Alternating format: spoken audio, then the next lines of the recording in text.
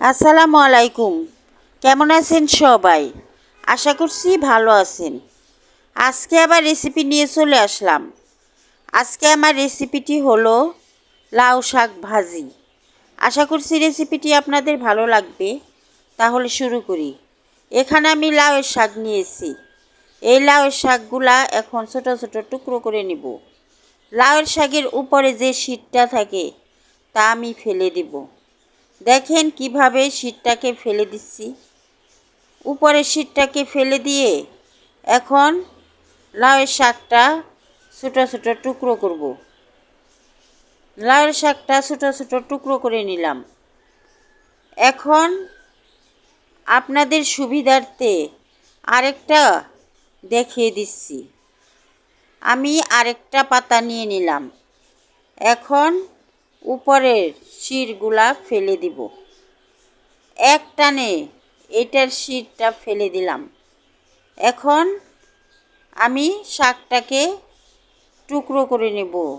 এটাকেও এইভাবে সবগুলা শাকই আমি ছোটো ছোটো টুকরো করে বেছে নেব। আমার এই শাকের পাতাটাও টুকরো করা হয়ে গেছে। সবগুলা শাকই আমি একইভাবে বেছে নিলাম। এখন ভালো করে ধুয়ে চুলায় চলে যাব। আমি চুলায় চলে গেলাম।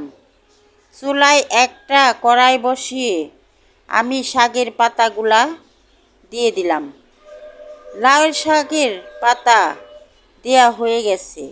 এখন এর মধ্যে আমি লবণ দিয়ে দিলাম। কয়েকটা মরিচ মাঝখান দিয়ে একটু করে ফালি করে দিয়ে দিলাম। এখন ঢাকনা দিয়ে ঢেকে লাউ শাকটা আমি সেদ্ধ করে নেব। ঢাকনা দিয়ে ঢেকে দিলাম। কিছুক্ষণ রান্না করার পর ঢাকনা তুলে লাউ শাকটাকে আমি নেড়ে দিলাম। এখন আবারও ঢেকে লাউ শাকটাকে সেদ্ধ করব। আবারও ঢাকনা দিয়ে ঢেকে দিলাম।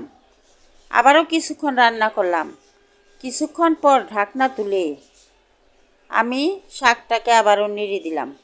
শাকের থেকে অনেক পানি উঠেছে, ওই কারণে শাকটাকে আমি আর ঢাকবো না। পানিটা একদম শুকিয়ে নেব। আমি শাকের পানি শুকিয়ে নিলাম। শাকের পানিটা অনেকটাই শুকিয়ে গেছে। এখন আরেকটু শুকালেই চুলার থেকে নামিয়ে নিব। একদমই পানি শুকিয়ে নিলাম। এখন চুলার থেকে আমি নামিয়ে লাউ শাকের পাতাগুলা বাঘার দিয়ে নিব। আবারও চুলায় কড়াই বসিয়ে দিলাম।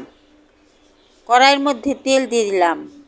কেটে রাখা রসুন আর পেঁয়াজ তেলের মধ্যে দিয়ে দিলাম। এখন পেঁয়াজ রসুনটা আমি ভেজে নেব। পেঁয়াজ রসুনটা আমি ভেজে নিচ্ছি। বাদামি কালার করে ভাজতে হবে। আমার পেঁয়াজ রসুনটা ভাজা প্রায় হয়ে গেছে। পেঁয়াজ রসুনের কালারটাও এসে গেছে। এখন এর মধ্যে যে শাকটা আমি সেদ্ধ করে রেখেছি তা দিয়ে দিব।